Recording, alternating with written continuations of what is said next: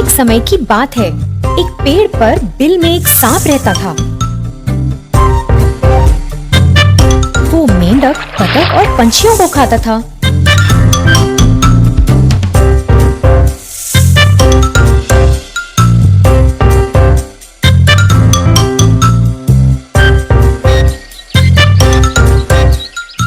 वो दिन में सोता और रात में शिकार करता था।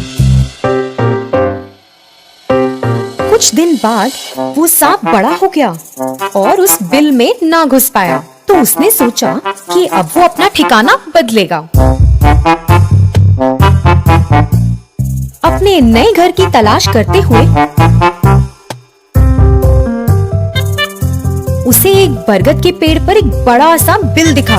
उस पेड़ के नीचे चींटियों की पहाड़ी थी।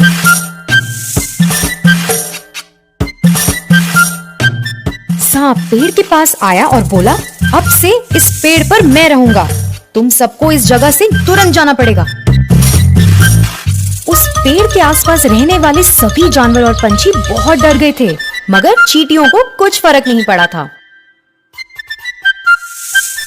वो पहाड़ी उन्होंने बहुत मेहनत से बनाई थी। सभी चींटियां एकजुट होकर आगे बढ़ी और उस सांप को चारों तरफ से घेर लिया और उसे काटने लगी। सांप को बहुत दर्द हुआ और चिल्लाता हुआ वहाँ से भाग गया। उसके बाद वो वहाँ कभी वापस नहीं आया। फिर तभी से सारे जानवर और पंछी वहाँ खुशी से रहने लगे। धन्यवाद बच्चों। एक बार एक पहाड़ की चोटी पर एक विशाल वृक्ष पर सिंधुका नाम का एक विशेष पक्षी रहता था। पक्षी की खासियत यह थी कि जब उसकी बूंद धरती पर गिरती थी तो वे शुद्ध सोने में बदल जाती थी। वह इस पेड़ पर अकेला रहता था और शांति से वहाँ अपना जीवन व्यतीत कर खुश था। एक दिन एक शिकारी पक्षियों की तलाश में पहाड़ की चोटी पर घूम रहा था। कई घंटों के बाद जब वह किसी पक्षी को पकड़ने में सक्षम नहीं था, तो उसने विशाल पेड़ के नीचे कुछ देर आराम करने का फैसला किया, जिस पर सिंधुका रहता था। बस जब शिकारी सोने लगा ही था, तो पक्षी ने अचानक पेड़ के ऊपर से अपनी बूंद को गिरा दिया, जो धरती पर गिरते ही सोने में बदल गई। शिकारी के चेहरे के ठीक बगल में सोने का टुकड़ा गिरा और जब उसने देखा तो उसने चिड़िया की ओर देखा। फिर से एक और टुकड़ा गिर गया और इस बार शिकारी ने जमीन पर इसे सोने में बदलते देखा। इस सब ने शिकारी को बहुत हैरान कर दिया था। शिकारी सोचने लगा, मैं कई वर्षों से पक्षियों को पकड़ रहा हूँ, लेकिन कभी भी ऐसा पक्षी नहीं देखा, या यहाँ तक कि ऐसे पक्षी के बारे में सुना भी नहीं जिनकी बूंद सोने में बदल जाती है। यह निश्चित रूप से एक विशेष पक्षी है जिसे मुझे पकड़ना है। दुख की बात ये थी कि जब शिकारी ने ऐसा सोचा तो सिंधुका को उसके बारे में पता नहीं था।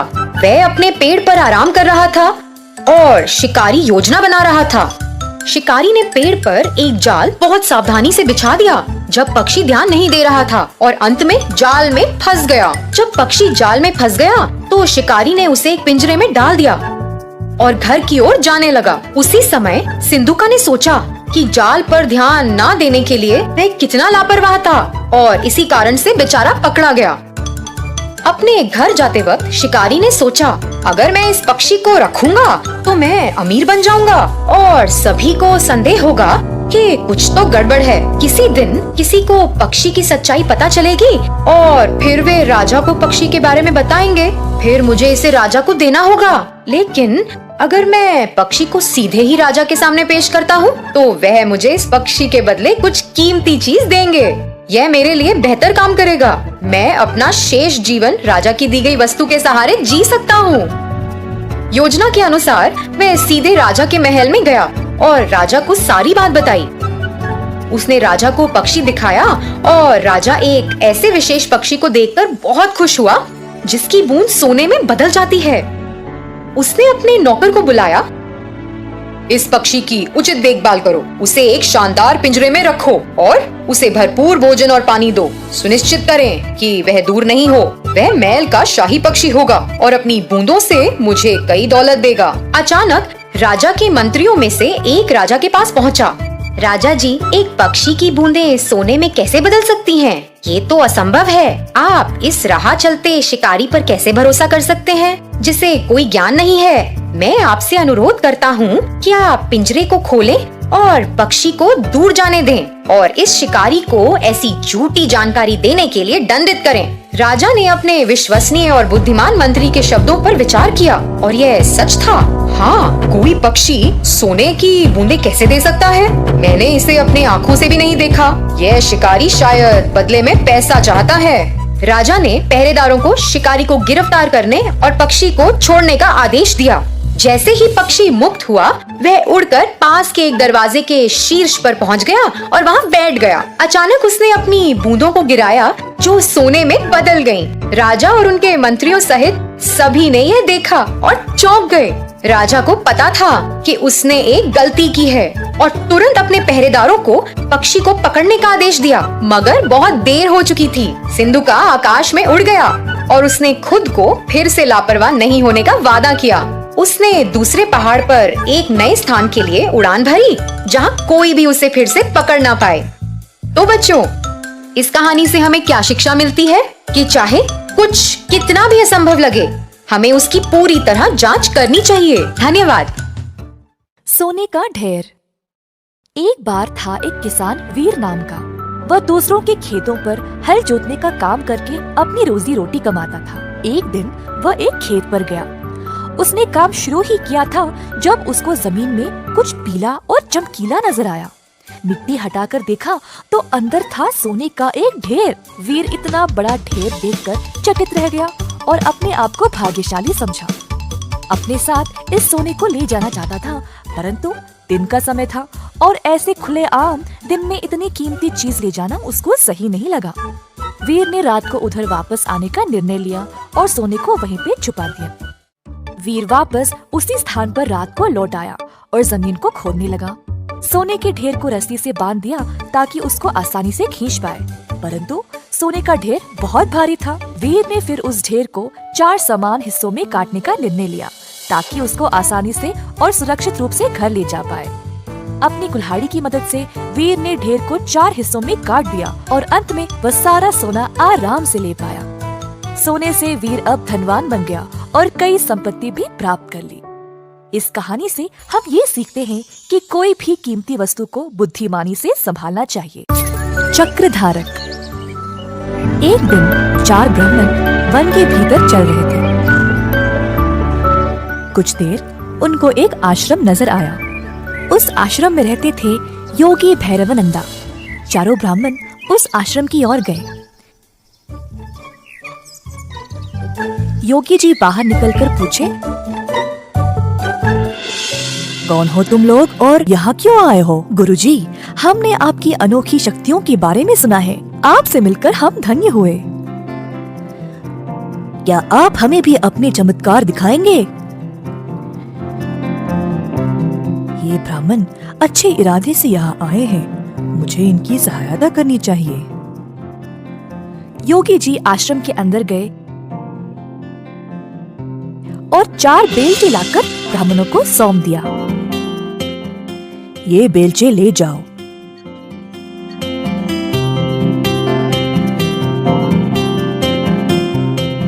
गांव के पास एक छोटा तालाब है और उस तालाब के साथ ही एक अंजीर का पेड़।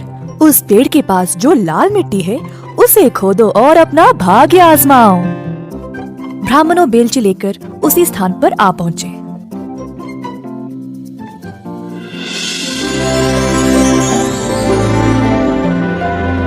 खोदते समय पहले वाले को एक तांबे की चट्टान मिली। ओह ओह, कमाल है, तांबे की चट्टान। चलो वापस चलकर इसको आपस में बांट लें। अरे नहीं, हमें सोना चाहिए और जब तक ना मिले खोदते रहेंगे। तुम चाहो तो वापस जा सकते हो। पहला ब्राह्मण संतुष्ट था तो वो वापस चला गया।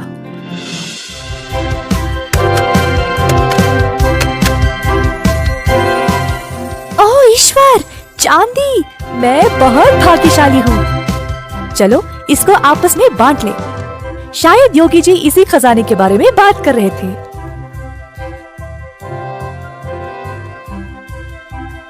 हमको अभी सोना नहीं मिला, हम कोशिश करते रहेंगे, तुम चाहो तो जा सकते हो। दूसरा ब्राह्मण अपनी प्राप्ति से प्रसन्न था और वहाँ से चला गया।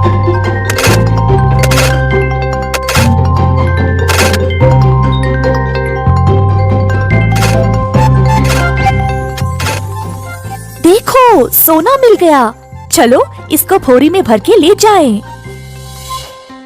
अरे ना ना, लगता है ये कोई विशेष जगह है। पहले तांबा, फिर चांदी, फिर सोना। अगर मैं और कोशिश करूं तो शायद मुझे हीरे मिल जाए। तुम जा सकते हो, मैं हीरे लेके ही वापस आऊंगा। इतने लालची भी मत बनो, अब अंत में कुछ नहीं मिलेगा। हमको इतना सब कुछ तो मिला है पहले ही। चलो चलते हैं। ना, मैं तो हीरे लेके ही आऊंगा, देख लेना। चौथा ब्राह्मण खोदता ही रहा, थक गया और देर भी हो चुकी थी, परंतु ब्राह्मण ने खोदना बंद नहीं किया। खोदते खोदते जमीन में एक बड़ा सा सुराख बन गया और अचानक से ब्राह्मण उसी में फिसल गिर पड़ा। खुद को उसने कोई अलग सी जगह में पाया। ऊपर उठा तो उसने एक आदमी को देखा जिसके सर पर एक चक्र घूम रहा था। ब्राह्मण हैरान रह गया। तुम कौन हो और यहाँ क्या कर रहे हो, और ये तुम्हारे सर पर चक्र क्या है? ब्राह्मण के ऐसा पूछते ही वो चक्र अब उसी के सर पर आ गया और घूमने लगा। ये क्या है? इस चक्र को मुझसे दूर करो। मैं कुछ नहीं कर सकता, ये सब ईश्वर के हाथ में है। इधर लालची लोग गिरते हैं, अब तुमको इस खजाने की रक्षा करनी पड़ेगी। तुम्हें ना भूख होगी, ना प्यास, और ना ही तुम्हारी उम्र बढ़ेगी। मृत्यु से भी मुक्त रहोगे। पहले ये बताओ, मैं इस चक्र से मुक्त कैसे हो जाऊं? लालची लोग जब ज्यादा खोदने लगते हैं तो वे इधर गिर पड़ते हैं। कोई और तुम्हारी तरह इधर गिरेगा? अरे नहीं, इतनी बड़ी जिम्मेदारी, मैं इस चक्र का भार बर्दाश्त नहीं कर सकता। ये कब से तुम्हारे सिर पर था? नहीं पता, मैं कई वर्ष पहले यहाँ आया था जब महाराज राम का राज चल रहा था। मुझे तांबा, चांदी और सोना भी मिला, परंतु हीरों की लालच में मैं भी फिसल गिर पड़ा। बस, मेरे पास बोलने के लिए और कुछ नहीं है।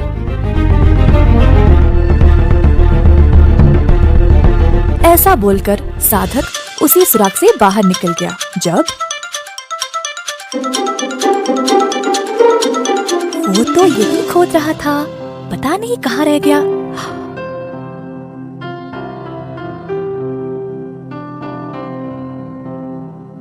ओ सुनिए, मेरा मित्र यहाँ पर मेरे साथ ही खोद रहा था। क्या आपने उसको कहीं देखा है? साधक हंसने लगा और तीसरे ब्राह्मण को सारी घटना सुनाई।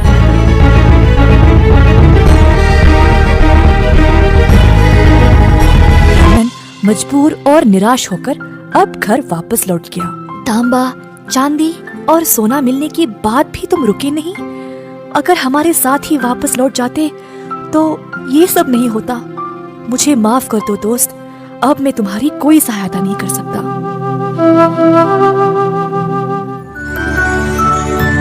लालची दोस्त।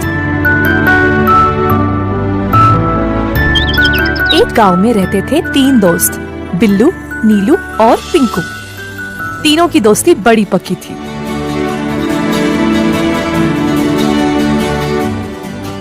बिल्लू और नीलू बहुत चतुर लड़के थे। कोई भी काम 2-3 बार सोच समझकर करते थे।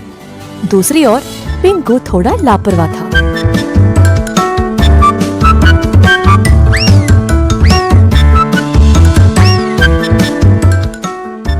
एक बार पिंकू बिल्लू और नीलू के पास आकर बोला, ओ बिल्लू नीलू, आज हमें आम के खेत में जाना था ना, भूल गए? अरे हाँ, मैं तो भूल ही गया, लेकिन उस खेत तक पहुँचने के लिए वन को पार कर जाना है ना। अरे केवल वही नहीं, वहाँ पे बहुत सारे जंगली जानवर भी है। नहीं भाई नहीं, मैं नहीं आ सकता, मुझे डर लगेगा। अरे यार, वहाँ कोई जंगली जानवर नहीं है, लोग हर रोज उसी रास्ते से आते जाते हैं। चलो ना, चलते हैं। पिंकू, लेकिन मैंने अपने माँ बापू को नहीं बताया। जब तक हम वापस आएंगे शाम हो जाएगी, हम कभी और जाएंगे। ओफो, क्या तुम सब कुछ माँ बाबू को बोल के करते हो क्या? अगर तुम उनसे पूछोगे तो वे तुम्हें अनुमति नहीं देंगे। चलो हम जल्दी चलते हैं। ठीक है, परंतु अगर कुछ भी गड़बड़ हुआ तो हमें एक दूसरे की सहायता करनी पड़ेगी, किसी को भी पीछा नहीं छोड़ेंगे, ठीक है ना? अच्छा ठीक है, अब चलो तो सही। तीनों दोस्त वन के भीतर चल पड़े, लेकिन सबको डर लगी थी, क्योंकि बचपन से वे सब एक भयानक जानवर की कहानी सुनते आए हैं जो इसी वन में रहा करता था। थोड़ा आगे चलते ही अचानक से उनको एक तेज आवाज सुनाई दी। तीनों झट से रुक गए और आसपास देखने लगे कि ये आवाज आई कहां से। अचानक से मुड़कर देखा तो उनके पीछे था एक बड़ा सा भालू। तीनों भयभीत होकर वहां से भागने लगे और एक पेड़ के पीछे छुप गए। हे भगवान, भालू आ गया, अब क्या करे? बिल्लू, नीलू, इस पेड़ को चढ़ने में मेरी सहायता करो। ऊपर जाने के बाद मैं तुम दोनों को खींच लूंगा। जैसा पिंकू ने कहा वैसे ही बाकी दोनों ने किया। पिंकू, अब तुम अपना हाथ दो। अरे, अपना हाथ क्यों नहीं दे रहे हो? जल्दी, भालू आ रहा है, जल्दी करो। वैसे यहाँ एक ही बैठ सकता है, तुम लोग कहाँ बैठोगे? बिल्लू और नीलू को पिंकू के ऐसा बोलने पर समझ ही नहीं आया। भालू और पास आने लगा। मेरे दोस्त नीलू, अगर हम जमीन पर पड़कर मरने का नाटक करें तो भालू शायद हमें कुछ नहीं करेगा। हाँ बिल्लू, अब यही करेंगे। दोनों लड़के जमीन पर पड़ गए और हिले बिना मरने का नाटक किया। भालू लड़कों के पास आया और उनको सूंघने लगा। दोनों को मरा हुआ समझ के भालू वहाँ से चला गया।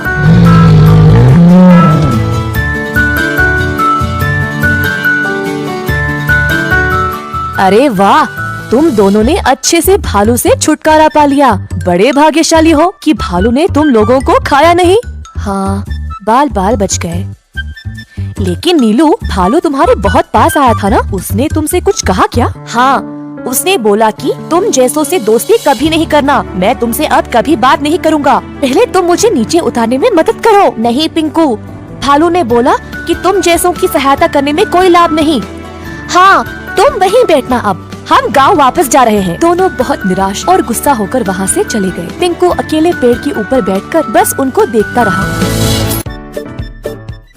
एक समय की बात है जब एक छोटे से गांव में रहता था एक किसान धर्मपाल नामक।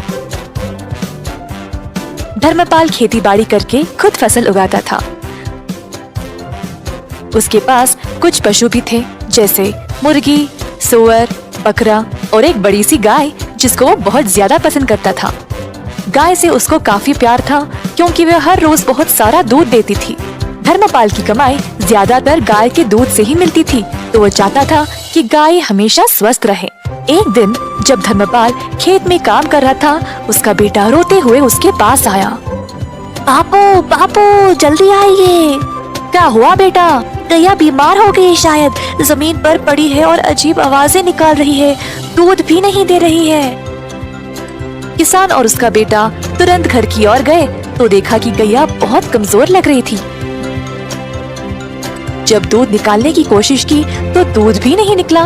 किसान बहुत ही परेशान हो गया। अगर यह दूध नहीं देगी तो मैं क्या करूँगा? बिना दूध के ये तो बेकार है मेरे लिए। हर बार इसके लिए दवाई और देख रेख करने का समय नहीं है मेरे पास। कुछ न कुछ करके इससे छुटकारा ही पाना पड़ेगा। किसान को लगा कि अब गाय ठीक नहीं हो पाएगी, तो उसको खड़ा करके वन की ओर चलाते गया। गाय ने बहुत दूध दिया और अब वह उसके लिए बेकार हो चुकी थी। जंगल के भीतर पहुंचने के बाद किसान ने गाय को खुला छोड़ दिया और वहां से चला गया। बेचारी गैया अकेले और असहाय खड़ी रही। थोड़ी देर बाद गाय जंगल से डरने लगी और वहां से निकलने का रास्ता ढूंढने लगी। अपनी हिम्मत जुटाकर चलने लगी। बहुत देर बाद आखिरकार वह खुली जगह पर पहुंच गई, पर उसको पता ही नहीं था कि वह कहाँ आ गई। अचानक से उसने एक छोटा सा घर देखा और जल्दी उसकी ओर चलने लगी। घर तक पहुंचते ही वह थकावट से बेहोश गिर पड़ी दरवाजे के पास। यह एक गरीब आदमी मधु का घर था। सुबह सवेरे मधु बाहर आया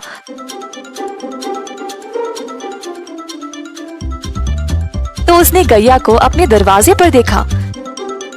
गैया बहुत बीमार लग रही थी और मधु को उसकी यह हालत देखकर बहुत दुख हुआ। उसने अपनी पत्नी को बुलाया मदद के लिए।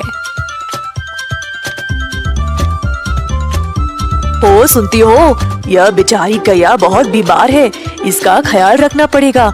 मेरे पास थोड़ा सा घास और चावल है जो यह खा सकती है। मधु ने जो कुछ थोड़ा सा खाना था वो ले आया और गैया के सिर पर गीला कपड़ा रखा। मधु और उसकी पत्नी ने बहुत दिनों तक गैया का ख्याल रखा और धीरे धीरे गैया की हालत बेहतर होने लगी। जल्द गाय अपने आप चलने लगी। मधु गैया से बातें करता था, रोज उसको खिलाते हुए। गैया को भी मधु से बहुत लगाव हो गया। एक दिन जब मधु घर के बाहर सफाई कर रहा था, गैया उसके सामने आ गई, अपना पैर जमीन पर पटका और मजबूती से खड़ी हो गई। पहले मधु को समझ नहीं आया, फिर उसको लगा कि शायद वो दूध देना चाहती है। मधु ने एक मटका लाया और गाय से दूध निकालने लगा। इतना सारा दूध देखकर मधु खुशी से झूम उठा। जल्दी वह अपनी पत्नी को दिखाया, देखो क्या हुआ, आज गौ माता ने दूध दिया है, हम इसको बेचकर अच्छा पैसा कमा सकते हैं। ये तो कमाल हो गया जी, प्रभु ने हमारी प्रार्थना सुन ली। ठीक है, आप जल्दी बाजार जाइए और इसको बेचकर पैसे ले आइए, आज रात हम घर पे दावत करेंगे। तो मधु गया बाजार और दूध बेचकर अच्छा पैसा कमाया।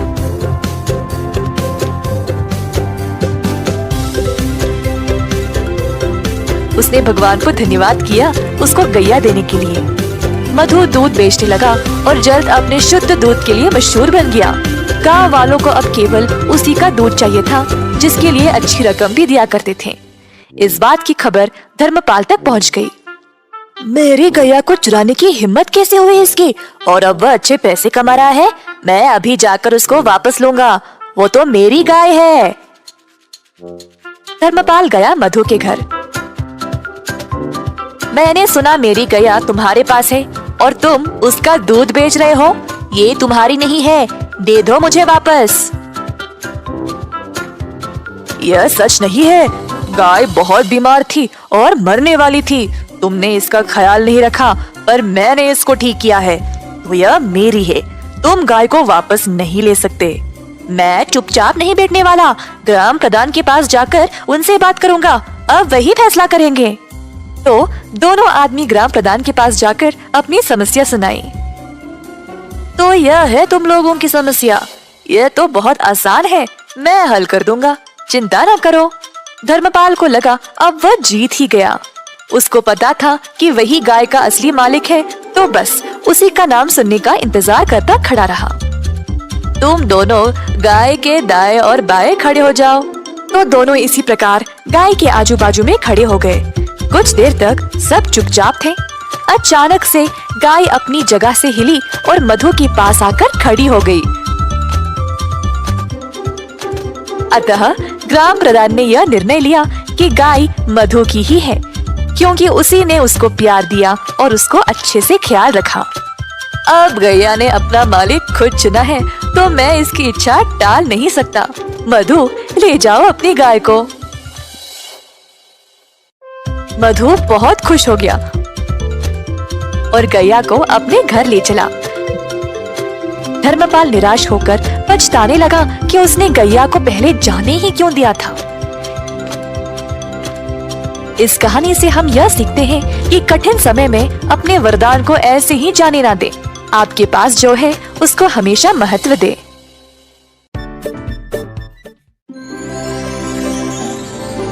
एक बार एक पंडित और उसकी पत्नी गांव में रहते थे। वे एक छोटे से घर में एक नदी के किनारे रहते थे। वे बेहद गरीब थे और जीवन यापन करने के लिए बहुत संघर्ष करते थे। पंडित अपनी पत्नी को कई सुख भोग देकर खुश करना चाहता था। एक दिन पंडित झील के पास बैठा था, जबकि उसकी पत्नी रसोई में काम कर रही थी। पंडित शांतिपूर्ण दोपहर में कुछ प्रार्थनाएं कर रहा था। जब उसने अपनी आंखें खोली तो देखा कि झील पर एक सुंदर सुनहरा हंस उसकी ओर आ रहा है। हंस के पास कई चमकीले सुनहरे पंख थे जो बहुत सुंदर थे। हंस नदी के किनारे चला गया और पंडित का अभिवादन किया। हे पंडित, मैंने देखा है कि तुम और तुम्हारी पत्नी बहुत कठिन जीवन जीते हो। मैं आप जैसे अच्छे लोगों की मदद करना चाहता हूँ। तुम बहुत दयालु हो मेरे दोस्त। भगवान ने मेरी प्रार्थना सुन ली। तुम्हारे पंख कितने सुंदर हैं। क्या वे असली सोने से बने हैं? जी, ये असली सोने के हैं। मैं आपको एक एक करके अपने सुनहरे पंख देकर मदद करना चाहता हूँ और आप उन्हें बेच सकते हैं। इसके जरिए जुटाए गए पैसों से आप लोग आसानी से आराम से रह सकते हैं। यह बहुत अद्भुत है। कृपया हमारे नम्र घर में हमारे साथ आएं और रहें। मुझे यकीन है कि मेरी पत्नी तुमसे मिलना बहुत पसंद करेगी। पंडित हंस को घर ले गया और अपनी पत्नी को दिखाया। उसकी पत्नी हैरान थी और अपने जीवन में कुछ सुख भोग पाकर बहुत खुश थी। पत्नी ने तुरंत पूछा, क्या आप हमें अभी एक पंख दे सकते हैं ताकि हम इसे देख सकें और इसे धारण कर सकें? हंस ने एक पंख निकाला और उसे पंडित की पत्नी को दे दिया। फिर उसने उसे कहा कि वह एक बार में एक से अधिक ना ले, क्योंकि यह सही नहीं होगा। हंस पंडित और उसकी पत्नी के साथ रहने लगा। हर दिन उसने उन्हें एक पंख दिया और इस परेशानी के समय में बहुत मदद की। हंस चारों ओर उड़ता और उसे ऐसे देखना तो एक हंसी नजारा था। पंडित और उसकी पत्नी बहुत खुश थे और उन्होंने पैसे के लिए पंख बेचना शुरू कर दिया था। एक सुनहरे पंख ने उन्हें पर्याप्त पैसा दिया। पंडित अक्सर अपनी पत्नी को याद दिलाता था कि वह इस उपहार को पाकर बहुत भाग्यशाली हैं और उन्हें इसका दुरुपयोग कभी नहीं करना चाहिए। कई दिन बीत गए और एक दिन पंडित पंख बेचने के लिए बाजार गया। पत्नी घर में खाना बना रही थी जबकि स्वर्ण हंस कोने में सोया हुआ था। अचानक पंडित की पत्नी को एक विचार आया, यह हंस हमारे साथ कब तक ऐसे रहेगा? हमें तो बस इसके पंखों की जरूरत है, लेकिन इस प्रक्रिया में हमें इसे खिलाना है, स्नान कराना है और इसकी देखभाल भी करनी है। हम इस हंस पर भरोसा नहीं कर सकते। ये तो यहाँ से दूर जा भी सकता है और फिर कभी वापस नहीं आया तो हम फिर से गरीब हो जाएंगे। यदि मैं सभी पंख ले लूं तो क्या बुरा होगा? उसके सोते हुए मैं जल्दी से इसके सारे पंख निकाल लूंगी। हमें अपने जीवन में एक भी दिन काम नहीं करना पड़ेगा।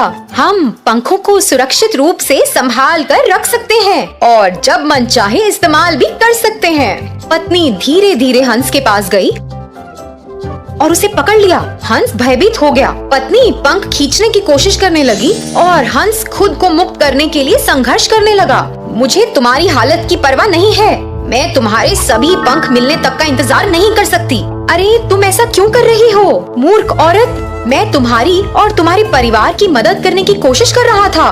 तुम एक लालची महिला हो और तुम जीवन के सुख भोग के लायक नहीं हो, क्योंकि तुम उनका दुरुपयोग करोगी। तुम्हारे पति तो तुम्हारे लिए सबसे अच्छा चाहते थे, लेकिन अब तुम अपना अवसर खो चुकी हो। मेरी इच्छा के अनुसार मैं तुमको स्वर्ण पंख देता रहा। अब मुझे लगता है कि तुम्हारी मदद करने की कोई आवश्यकता नहीं है। अब मेरे पंख तुम्हारे लिए बस एक पक्षी के पंख से ज्यादा कुछ भी नहीं है। मैं इस जगह से जा रहा हूँ और कभी वापस नहीं आऊंगा। हंस ने वहाँ से निकलने के लिए संघर्ष किया और फिर उसने पंडित की पत्नी को जोर से चोंच मारा और खिड़की से बाहर उड़ गया। पंडित बस घर में घुसा ही था जब उसने हंस को उड़ते देखा। तुमने हंस के साथ क्या किया? जी, मुझे इसके सारे पंख चाहिए थे और यह मुझे लेने नहीं दे रहा था। मैंने तुम्हें उन्हें नहीं लेने के लिए कितनी बार कहा था। तुमने सब कुछ बर्बाद कर दिया है और अब हम बाकी के जीवन जीने के लिए फिर से गरीब होंगे। तो बच्चों, इस कहानी से हमें क्या सीख मिली? अतिरिक्त लालच से कुछ भी हासिल नहीं होता। धन्यवाद। एक छोटे से शहर में रघु नामक एक बड़ा व्यापारी रहता था। वह एक दयालु इंसान था। बहुत सारे लोग उसके घर आते जाते थे और सभी को उसकी मेहमानदारी पसंद थी। लेकिन एक दिन उसने अपना धन एक व्यापार में लगाया जिसका नुकसान हो गया, जिसकी वजह से रघु ने अपना सारा धन दौलत खो दिया। उस दिन से कोई उसके पास नहीं जाता था। रघु को बहुत अकेला लगने लगा। पैसों के बिना मेरा कोई महत्व है ही नहीं, ऐसे कैसे जीऊं मैं? ऐसा सोचते सोचते रघु गहरी नींद में सो गया। उसने तब एक बहुत अच्छा सपना देखा। सपने में एक साधु ने उससे बोला, ओ रघु, तुम बहुत ही अच्छे इंसान हो। मैं तुम्हारी सहायता करूंगा। कल मैं तुम्हारे घर आऊंगा। फिर मेरे सिर को तुम एक लकड़ी से छूना और मैं सोने में बदल जाऊंगा उस सोने का उपयोग करके अपनी परेशानियों से निकल जाओ। अगली सुबह जब रघु जाग गया तो उसे वो सपना याद रहा। सोच में पड़ गया कि ये सच होगा भी या नहीं। इसी दौरान कोई दरवाजे पर आया। रघु की पत्नी ने दरवाजा खोला और देखा कि नाई आया हुआ है। नाई अपने काम पे लग गया और रघु निराश होकर बैठा रहा। फिर से किसी ने दरवाजा खटखटाया।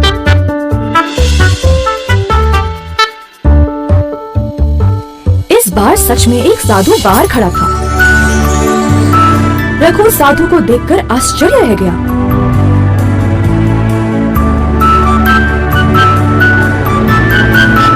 जल्दी से वो लकड़ी ले आया और साधु के सर को उससे छुआ। रघु को विश्वास ही नहीं हुआ कि साधु सच में सोने के रूप में बदल गया। नाई भी ये देखकर अचरज रह गया। रघु ने थोड़ा सा सोना नाई को भेंट में दिया और बोला कि जो कुछ हुआ वो किसी को इस बारे में नहीं बताए। नाई इस बात से सहमत होकर वहाँ से खुशी खुशी सोना लेकर चला गया। कुछ देर बाद वह सोचने लगा, अच्छा तो इन साधुओं के सिर पर लकड़ी से मारने से ये सोने में बदल जाते हैं। अगले दिन ये लालची नाई एक मंदिर गया और सभी भिक्षुओं को अपने घर भोजन पे बुलाया। जब साधु उसके घर पहुँचे तो नाई ने सबको एक कमरे में बंद कर दिया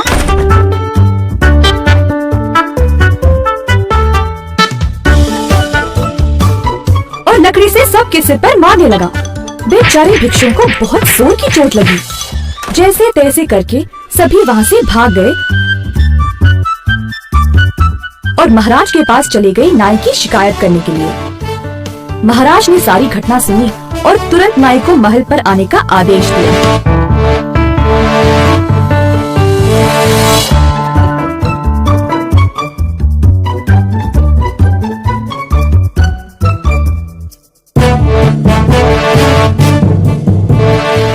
तुमने इन भिक्षुओं को क्यों मारा? पूछा महाराज ने। जो कुछ नाई ने रघु के घर पर देखा उसने सब कुछ बताया। फिर महाराज ने रघु को भी उधर बुलाया और उससे भी यही सवाल किया। प्रणाम महाराज। जी हाँ, ये सच है कि वो साधु सोने में बदल गया, परंतु मैंने उसके सिर पर मारा नहीं। लगता है इस नाई को पूरी कहानी पता ही नहीं। रघु ने महाराज को सब कुछ बताया और उसके वो सपने के बारे में भी। आखिरकार महाराज को सब समझ आ गया और उस लालची नाई को उसके कर्मों के लिए बंदी बना लिया।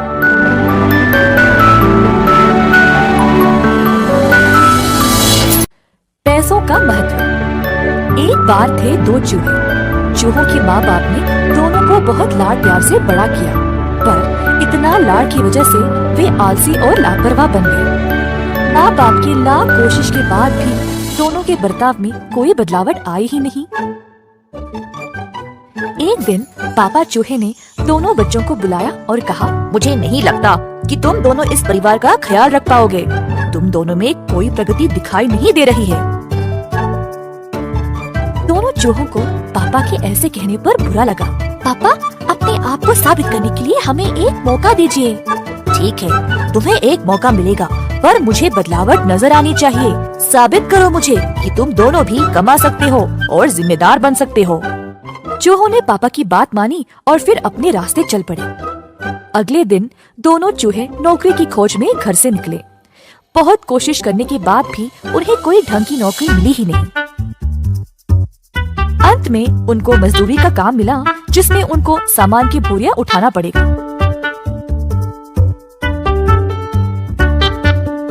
दिन भर मजदूरी करके अपनी पगार लेकर घर आके गर्व से अपने पापा के हाथ में दे दिया। पापा चूहा पैसे लिया और घर के पीछे वाले नदी में फेंक दिया। हर रोज चूहे मेहनत से काम करके पैसे लाते थे, पर पापा वही करते थे, पैसों को नदी में फेंकने का काम। एक दिन चूहों का सब्र टूट गया और पापा से पूछे, पापा, हम इतने मेहनत से कमाते हैं और आप हर रोज पैसों को नदी में फेंकते हो। हाँ, आप ऐसे क्यों करते हो? मुझे पता है कैसा लगता है जब हर रोज की मेहनत की कमाई ऐसे रद्दी होती है। अगर तुम दोनों सबसे पहले पैसों का महत्व जानोगे तब ही खुद पे खुद जिम्मेदार बन जाओगे। दोनों चूहों ने उस दिन अपना सबक सीखा। जो भी काम हो उसको ध्यान से और सोच समझकर करना चाहिए। उस दिन से चूहों ने अपने परिवार का ध्यान रखा और सबको खुश रखने की कोशिश की। एक व्यापारी का था एक जिद्दी और अधार्मिक बेटा बिल्लू। बिल्लू के माँ बाप उसको देखकर दुखी होते थे कि ये कितना लापरवाह है। एक दिन बिल्लू की मैया उसे डांट डांट के थक गई थी। बिल्लू की धार्मिक भावनाओं को जगाने के लिए मैया ने उसको मंदिर भेजना चाहा, साधु जी का उपदेश सुनने। हमेशा की तरह बिल्लू ने जाने से मना कर दिया और भगवान और उसकी माँ का मजाक उड़ाया। और कोई रास्ता ना मिलने के कारण मैया ने बिल्लू को वादा किया कि अगर वो साधु जी के उपदेश को सुनेगा तो वो उसे 1000 तांबे के सिक्के देगी। लालची बेटे ने पैसों के लिए माँ की बात मान ली।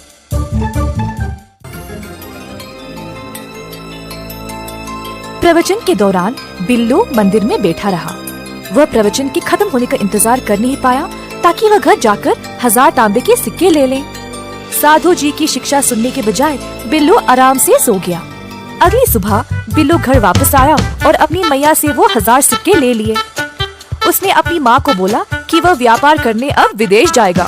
मैया ने उससे ना जाने की भीख मांगी, परंतु बिल्लू ने कुछ नहीं सुना। उस रात बिल्लू ने अपना सामान बांधा और जल यात्रा के लिए निकल पड़ा। वह बंदरगाह गया और एक नाव पर सवार हो गया जो विदेश के लिए निकल रही थी। बिल्लू अपने 1000 सिक्कों के साथ दुनिया देखने के लिए उत्सुक था। वह समुद्र की हवाओं में लंबी सांसें ले ही रहा था जब अचानक बिजलियां चमकने लगी। थोड़ी देर में हल्की हवाएं तेज तूफान में बदल गई। लोग इधर से उधर भाग रहे थे। नाव उलट पुलट हो रही थी और नाव का कप्तान सब कुछ काबू में रखने की कोशिश कर रहा था। बिल्लू डर से कांपने लगा क्योंकि वह कभी भी घर से इतना दूर नहीं रहा। अपनी जान के लिए वह रोने लगा।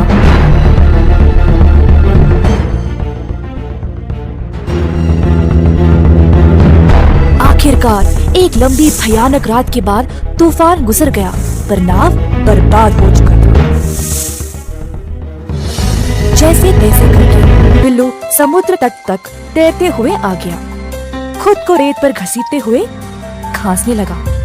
जब उसने अपने चारों ओर देखा तो उसे एहसास हुआ कि वह एक द्वीप पर था। उसे अपने इर्द गिर्द एक भी मनुष्य नजर नहीं आया। बिल्लू गला फाड़कर आंसू बहाने लगा। अगर अपनी मैया की बात मानी होती तो आज वह इस परिस्थिति में फंसा नहीं होता। बिल्लू को अपनी अवज्ञा और लालच का भारी रकम देना पड़ा। बाकी चीजों के साथ साथ अपने 1000 तांबे के सिक्कों को भी खो डाला। किसान और लालची बेटा। एक बार रहता था एक गरीब किसान। वह बहुत परिश्रमी था, पर इतना मेहनत करने के बावजूद भी उसकी खेत में कोई फसल नहीं थी। एक दिन पेड़ के नीचे विश्राम करते समय उसने एक सांप घर देखकर सोचा, शायद ये नाग ही इस खेत का रक्षक है। अगर मैं इसकी सेवा करूंगा तो मेरी खेत भी उपजाऊ हो जाएगी। अगले दिन किसान एक दूध की कटोरी ले आया और कहा, ओ नाग देवता, कृपया मुझे समृद्धि और सफलता का आशीर्वाद दे। सांप ने सारा दूध पिया और एक सोने का सिक्का उसके लिए छोड़ा। सोने का सिक्का? तो ये सच है। ये नाग देवा मेरे लिए शुभ है। धन्यवाद ओ नाग देवता। इसी प्रकार कई दिनों तक चलता रहा। एक दिन किसान को काम के लिए शहर जाना पड़ा। उसने अपने बेटे को बोला, बेटा, हर रोज नाग देवता को दूध देना नहीं भूलना। जी बापू, चिंता मत करो, मुझे पता है कैसे करना है। किसान के निकलने के बाद बेटा सांप को दूध देने लगा तो सांप ने रोज की तरह एक सोने का सिक्का दिया। बेटा सोचा, हर रोज एक सिक्का कम है, मुझे सारे एक साथ ही चाहिए। कल मैं सांप को मार के सारे सिक्के निकालूंगा। अगले दिन दूध देते समय किसान के बेटे ने सांप को लकड़ी से मारने की कोशिश की। किसान तो बच निकला, परंतु उसने लड़के को डस लिया। जब किसान वापस आया तो उसे इस घटना का पता चला और वह दुखी हो गया। किसान के बेटे को उसकी लालच की सजा मिल गई। एक समय की बात है, एक गांव में 4 पंडित रहते थे। चारों बचपन से ही दोस्त थे। किताबें पढ़ के उन्होंने खूब ज्ञान प्राप्त भी कर लिया था, मगर उन चारों में एक पंडित था जिसे कभी भी किताबों का शौक न था। भाइयों, मुझे लगता है हमें अपने इस ज्ञान का सही उपयोग करना चाहिए। हमें शहर जाना चाहिए जिससे हम पैसा कमा सकें। हाँ, ये बहुत अच्छा सुझाव है, पर हमें हमारे साथ विट्ठल को लेकर नहीं जाना चाहिए। अगर वो हमारे साथ आया तो हमें कोई लाभ नहीं होगा। हाँ, एकदम सही बात बोले हो। अरे, तुम ऐसे कैसे सोच सकते हो? हम शुरू से ही साथ में रहे हैं। एक थोड़ा हिस्सा तो हम उसे दे ही सकते हैं। हाँ, ठीक है।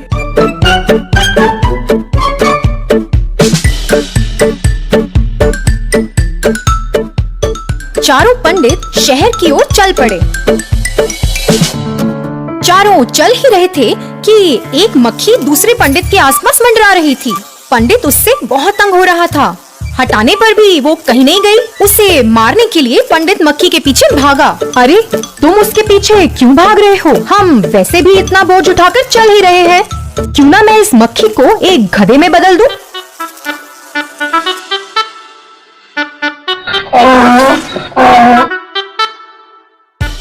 हाँ, हम अपना सामान गधे पे चढ़ाकर आराम से यात्रा कर सकते हैं। एक गधा इतना बोझ नहीं उठा पाएगा, तो आप अपना सामान मुझे दे सकते हो। अगर तुम इतना बोझ उठाओगे तो सब लोग हमारे बारे में क्या सोचेंगे? नहीं, ये सही बात नहीं है। तुम्हें हमारे साथ लाने का हमारा सुझाव था, तो जैसा हम बोलेंगे तुम्हें मानना पड़ेगा। इस गधे को मैं एक बलवान जानवर में तब्दील कर दूंगा, एक बाघ में। क्या एक बाघ में तब्दील करोगे? नहीं, ये सही नहीं है। एक बाघ तो हमारे लिए एक बहुत बड़ी मुसीबत बन जाएगा। तुम मूर्ख हो, तुम्हें क्या पता? हम जैसा बोलेंगे भाग वैसा ही करेगा। तुम बीच में मत पड़ो। तुम विट्ठल की मत सुनो, उसे इस बारे में कोई ज्ञान नहीं है। हाँ, हमने वैसे भी बहुत समय बर्बाद कर लिया है। अगर एक बाघ हमारे साथ हमारा बोझ उठाकर चलेगा तो सब लोग हमारी वाहवाही तो करेंगे। इसी दौरान उन तीनों पंडितों ने उस गधे को एक बाघ में बदल दिया और तभी विट्ठल तो झट से पेड़ पर चढ़कर बैठ गया। जो गधे से बाघ में तब्दील हुआ वो तो एक खूंखार जंगली जानवर था और फिर उसने तीनों पंडितों पर हमला बोल दिया। अरे बाप रे, अगर इन्होंने मेरी बात मानी होती तीनों जीवित होते। तो बच्चों, बिना बुद्धि के हमारी विद्या व्यर्थ है। एक जमाने में एक शहर में रहते थे एक डॉक्टर। वे एक अति उत्तम और दयालु डॉक्टर थे और अपने काम में भी बहुत अच्छे थे। सारे गांव वाले उन्हें बहुत पसंद करते थे और लोगों की मदद करने के लिए हर कोई उन्हें बहुत सम्मान भी करता था। एक बार देर रात को बाहर बहुत तेज बारिश हो रही थी और डॉक्टर के दरवाजे पर किसी ने दस्तक दी। जब डॉक्टर ने दरवाजा खोला, उन्होंने देखा एक आदमी पूरी तरह भीगा हुआ था और कांप रहा था। श्रीमान, आप कौन हैं? इतनी बारिश में बाहर क्या कर रहे हैं? कृपया मेरी मदद करें। मेरा घर यहाँ से बहुत दूर है और मैं बहुत बीमार महसूस कर रहा हूँ। मैं बहुत कमजोर हो गया हूँ। मुझे नहीं लगता कि मैं घर पहुँच पाऊंगा। कृपया मुझे आज रात यहीं रहने दें और मेरा इलाज करें। अंदर आ जाइए, आप आज रात यहाँ विश्राम कर सकते हैं। वो आदमी बहुत आभारी होकर अंदर आ गया, जबकि डॉक्टर ने उसकी सर्दी और फ्लू दूर करने के लिए उसे कुछ दवाई दी।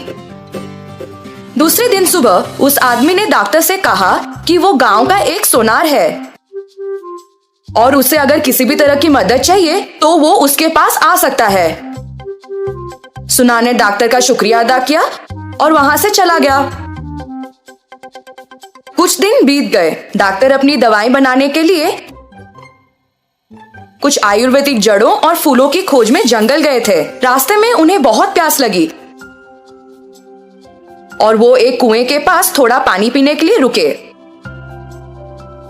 पानी पीते वक्त उन्होंने मदद की पुकार में कुछ आवाजें सुनी। जब उन्होंने थोड़ी दूर देखा तो एक विशाल पेड़ जमीन पर गिर गया था। ऐसा लगा कि उस पेड़ के पास से मदद के लिए आवाज आ रही थी, इसलिए वे उस पेड़ की ओर भागे। पेड़ के नीचे एक बाघ और सांप सभी शाखाओं और पत्तों के बीच फंस गए थे। कृपया करके मुझे बचा लो, मेरा पैर इस पेड़ के नीचे फंस गया है और मैं बाहर नहीं निकल पा रहा। कृपया मेरी भी मदद करें, मैं सभी शाखाओं में फंस गया हूँ और अपना रास्ता नहीं बना पा रहा हूँ। डॉक्टर जंगली जानवरों से थोड़ा भयभीत थे और मदद करने के लिए हिचकिचा रहे थे। चिंता मत करो, मैं तुम्हें नुकसान नहीं पहुंचाने का वादा करता हूँ। डॉक्टर ने बाघ पर यकीन कर लिया और पेड़ को उठा लिया। बाघ आजाद हो गया और डॉक्टर को उसकी मदद करने के लिए धन्यवाद कहा। यदि तुम्हें कभी किसी सहायता की जरूरत हो तो मुझे मदद के लिए पुकारना और मैं तुम्हें बचाने आ जाऊंगा। डॉक्टर ने बाघ को धन्यवाद कहा और सांप को बाहर निकालने लगे। जब सांप आजाद हो गया तो उसने भी डॉक्टर का शुक्रिया अदा किया और वही बोला, आपने मेरी जान बचाई है और मैं भी आपका एहसानमंद हूँ। यदि आपको कभी किसी सहायता की जरूरत हो तो मुझे बुलाएं और मैं आपकी मदद करने आ जाऊंगा। बाघ और सांप चले गए और डॉक्टर वापस घर आ गए। कुछ दिन बीत गए और डॉक्टर दवा बनाने के लिए जड़ों और जड़ी बूटियों को इकट्ठा करने के लिए फिर से जंगल गए। अचानक उन्होंने एक तेज आवाज सुनी और एक तेंदुए द्वारा हमला किए जाने वाले थे। डॉक्टर को कोई और भी शक्तिशाली प्राणी की जरूरत थी। उन्हें बाघ का वादा याद आया और उसे मदद के लिए पुकारने लगे, बाघ बाघ बचाओ मुझे। बाघ ने डॉक्टर की पुकार सुनी और दौड़ते हुए उन्हें बचाने के लिए आया। उसने तेंदुए को डराकर वहां से भगा दिया। बाघ ने डॉक्टर को उसकी गुफा में आने का न्योता दिया और कहा कि उसे बहुत खुशी हुई कि उन्होंने उसे मदद के लिए पुकारा।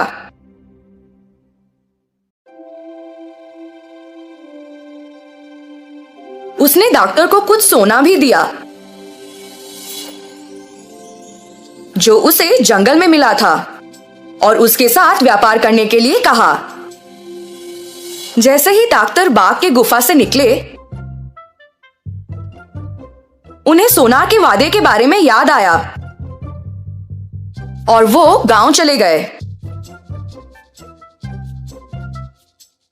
उन्होंने वो सोना उस सोनार को दिया और कहा कि बाघ ने उन्हें दिया है। उन्होंने सोनार से पूछा कि क्या वो सोने के बदले में उन्हें पैसे दे सकता है। सोनार ने वो सोना पहचान लिया कि वो सोना राजा के बेटे का था।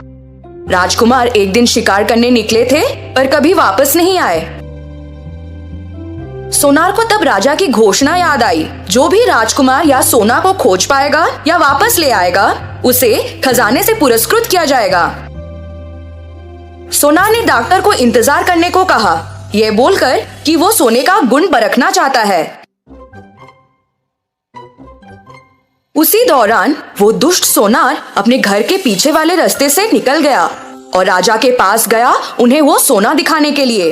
उसने राजा को बोला कि एक आदमी के पास ये सोना था और शायद उसी ने राजकुमार को मारा होगा। राजा को बहुत गुस्सा आ गया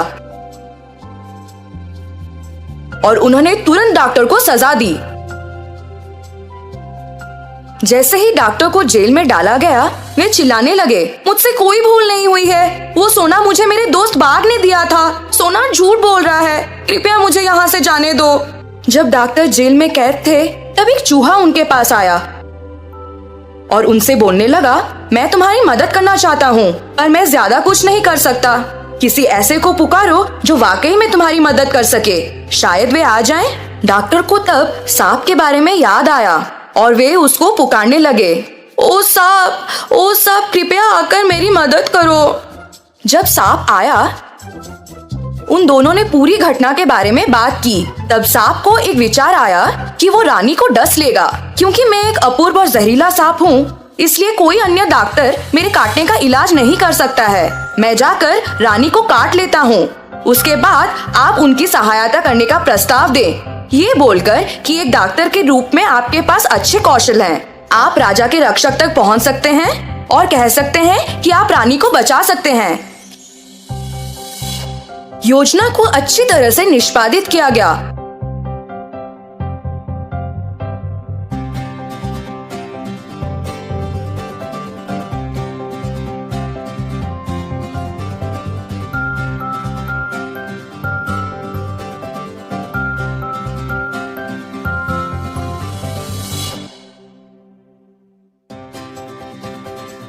और राजा डॉक्टर से बहुत खुश हो गया। उन्होंने डॉक्टर से कहा कि उन्हें जो भी प्रसन्न हो वो उसकी मांग करें। किंतु डॉक्टर ने कहा, मुझे कुछ नहीं चाहिए। उस सोनार ने आपसे झूठ बोला। मुझे वो सोना मेरे बाप दोस्त ने दिया था। कृपया करके आप उस सोनार को सजा दें। राजा को बहुत गुस्सा आ गया और उन्होंने डॉक्टर को छोड़ दिया। किंतु उस सोनार को बंदी बना लिया। तो बच्चों, हमने क्या सीखा? हमेशा हर एक वादे या इंसान पर भरोसा नहीं करना चाहिए। चूहे की शादी।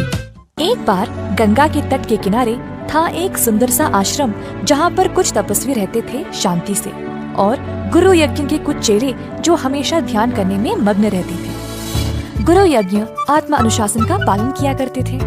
एक दिन जब गुरुजी स्नान कर रहे थे, तब एक चील अपने पंजे में एक चूहे को लिए उधर से उड़ रहा था। अचानक से चूहा चील के पकड़ से छूट गया और सीधा गुरुजी के हाथों में गिर पड़ा। जब गुरुजी ने देखा कि वो चील अभी भी उधर ही उड़ रहा था, तो उन्हें लगा कि इस चूहे को अकेला छोड़ना सही नहीं होगा। चूहे को एक बरगद के पेड़ के पास रखा और अपना स्नान पूर्ण किया। अपनी शक्तियों का इस्तेमाल करके उन्होंने उस चूहे को एक छोटी सी लड़की में बदल डाला और आश्रम ले गए। उन्होंने अपनी धर्मपत्नी से कहा, मेरी प्रिय, इस बच्ची को एक प्रदान मानकर स्वीकार करो, क्योंकि हमारे पास खुद की संतान नहीं है। तो छोटी लड़की आश्रम में रहने लगी गुरुजी के ख्याल में। उसने बहुत ज्ञान पाया और दुनिया के बारे में भी बहुत कुछ सीखा। दोनों गुरुजी और उनकी पत्नी को अपनी अनोखी पुत्री पर गर्व था। एक दिन गुरुजी ने ध्यान दिया कि अब उनकी बेटी विवाह के लायक हो चुकी थी। अब क्योंकि वह खुद अनोखी थी, उनको लगा कि उसके लिए कोई अनोखा सहभागी चुनना चाहिए। अगली सुबह अपनी शक्तियों का उपयोग करके गुरुजी ने सूर्य भगवान को बुलाया और कहा, कृपया मेरी पुत्री से विवाह करें। अगर इसकी मर्जी है तो मेरी इच्छा है कि आप इसकी सहभागी बने। परंतु बेटी ने बोला, पिताजी, सूर्य भगवान तो पूरी दुनिया को रोशन करते हैं, पर वे बर्दाश्त के बाहर गर्म हैं और आग जैसे हैं। मुझे इनसे विवाह नहीं करनी। कृपया आप कोई और ढूंढे। गुरुजी सोचने लगे, सूर्य भगवान से भी अच्छे कौन है? सूर्य भगवान ने सलाह दी, गुरुजी, आप बादल राजा से बात कर सकते हैं। वह मुझसे भी महान है, क्योंकि वह मुझे और मेरी रोशनी को छुपा सकते हैं। तो गुरुजी ने अब बादल राजा को बुलाया और कहा, अगर मेरी पुत्री की इच्छा है तो आप कृपया उसका हाथ विवाह में स्वीकार करें। परंतु बेटी ने फिर से कहा, पिताजी, बादल राजा बहुत ही अंधेरे, गीले और ठंडे हैं। मुझे इनसे शादी नहीं करनी। कृपया किसी और को ढूंढे। गुरुजी सोचने लगे, अब बादलों के राजा से भी महान कौन है? बादल राजा ने सलाह दी, गुरुजी, आप वायु राजा से बात करें। वे मुझसे भी महान हैं, क्योंकि वे मुझे उड़ा सकते हैं। तो गुरुजी ने अब वायु राजा को बुलाया। अगर मेरी पुत्री की इच्छा है तो आप कृपया उसका हाथ विवाह में स्वीकार करें। परंतु बेटी ने कहा, पिताजी, वायु राजा बहुत ही बेचैन और तेज है। हर समय दिशा बदलते रहते हैं। मुझे इनसे शादी नहीं करनी। आप किसी और को ढूंढे। गुरुजी फिर से सोच में पड़ गए। अब वायु राजा से भी महान कौन है? वायु राजा ने सलाह दी, गुरुजी, आप पर्वत महाराज से बात कर सकते हैं। वे मुझसे भी महान हैं, क्योंकि वे मुझे रोक सकते हैं। तो गुरुजी ने अब पर्वत महाराज को बुलाया और कहा, अगर मेरी पुत्री की इच्छा है तो आप कृपया उसका हाथ विवाह में स्वीकार करें। पर बेटी फिर से बोल उठी, पिताजी, पर्वत महाराज बहुत ही सख्त और कठोर है। वह एक ही जगह रहते हैं। मुझे इनसे शादी नहीं करनी। कृपया आप किसी और को चुने। गुरुजी सोचने लगे, अब पर्वत महाराज से भी महान कौन है? पर्वत महाराज ने सलाह दी, क्यों ना आप चूहे के राजा से बात करें। वह मुझसे भी महान है, क्योंकि वे मुझ में भी छेद बना सकते हैं। तो अब गुरुजी ने चूहा राजा को बुलाया और कहा, अगर मेरी पुत्री की इच्छा है तो आप कृपया उसका हाथ विवाह में स्वीकार करें। जब बेटी चूहे राजा से मिली तो वह बहुत प्रसन्न हो गई और शर्माते हुए अपनी रजामंदी दे दी। अब अंत में गुरुजी अपनी शक्तियों का उपयोग करके अपनी बेटी को वापस एक सुंदर चूही में बदल डाला ताकि वह अपने विवाहिक कर्तव्यों को निभा सके। अंततः गुरुजी की बेटी का विवाह हो गया। किसी ने सही कहा था, जो जन्मजात है वह कभी नहीं बदल सकता। कई साल पहले द्वैता नामक एक वन में रहती थी एक चालाक लोमड़ी।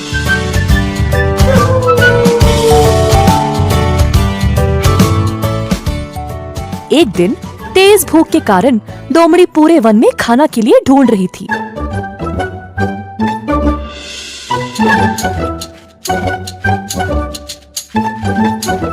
अंत में उसको एक मरी हुई जंगली भैंस मिली।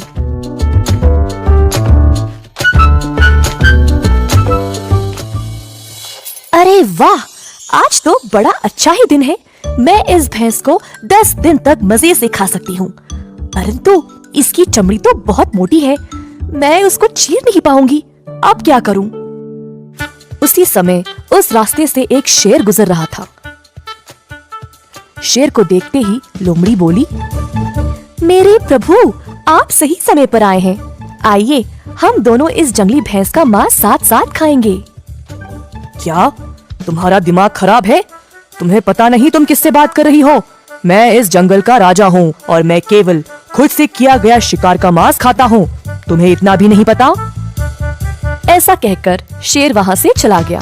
कुछ समय बाद वहाँ एक बाघ आया। लोमड़ी सोचने लगी, ओफो, अगर ये बाघ इधर आया तो सब कुछ खा जाएगा और मेरे लिए कुछ नहीं बचेगा। कुछ भी करके इसको यहाँ से भगाना पड़ेगा। हो लोमड़ी, हट जाओ यहाँ से। मुझे पता चला कि इधर एक जंगली भैंस है। चलो अब यहाँ से जाओ, ये भैंस अब मेरा है। जी, जैसा आप कहें। आपने सही सुना, परंतु इस भैंस को शेर जी ने मारा है और मुझे यहाँ रखवाली के लिए ठहरने को बोला। वे किसी भी समय वापस आते होंगे, तो मैं यहाँ से चली जाऊं? क्या ये भैंस शेर जी का शिकार है? उनका शिकार खाने से बेहतर है मैं भूखा ही रहूं। ऐसा कहकर बाघ भी वहाँ से चला गया। कुछ देर बाद वहाँ एक चीता आया। लोमड़ी जी, क्या आपने इस भैंस को मारा है? मुझे बहुत भूख लगी है मेरे दोस्त, थोड़ा मांस मैं भी खा लूं। मैं तुम्हारी भूख समझ सकती हूँ दोस्त, परंतु ये भैंस शेर जी का शिकार है और मैं यहाँ केवल एक रखवाली हूँ। वह किसी भी समय वापस आते होंगे। एक काम करती हूँ, तुम मांस खाना शुरू करो। शेर जी जब पास आएंगे तब मैं जोर से चिल्लाऊंगी, तुम उसी समय भाग जाना। धन्यवाद मेरी दोस्त, इस जंगल में तुम जैसों की हमें बहुत आवश्यकता है। चीता भैंस की चमड़ी को चीरने लगा। उसी समय लोमड़ी चिल्लाने लगी, भागो मेरे दोस्त भागो, शेर आ रहा है। ये सुनकर चीता वहाँ से तुरंत भाग गया। अब आराम से लोमड़ी ने पेट भर के अकेले अकेले मांस के मजे लिए।